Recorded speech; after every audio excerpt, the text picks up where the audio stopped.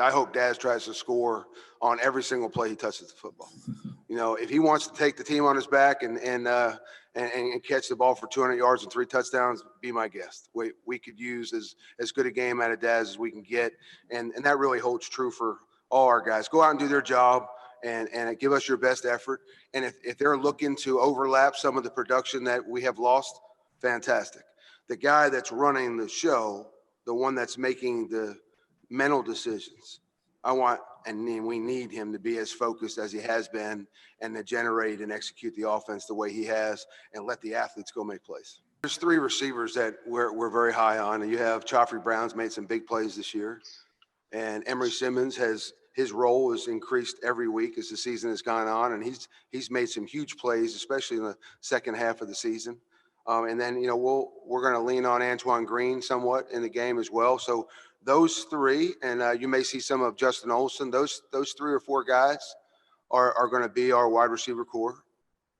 And, you know, in the backfield, you're going to see Elijah. You're going to see Josh Henderson. You're going to see British Brooks. And that's who's here. Those are the guys that know the job. They're the ones we have confidence in. And so those will be the names that you're calling out on Saturday as opposed to some of the others.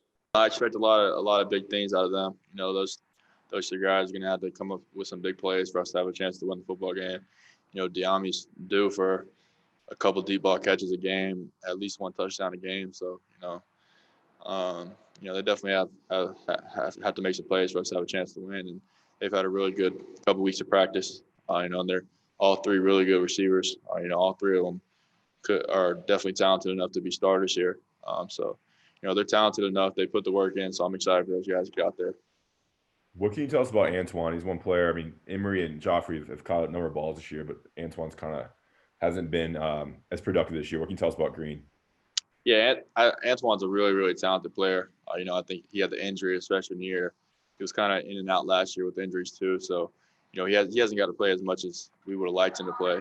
But he's definitely capable of being a really good player. I think Antoine's going to play this game for a really long time.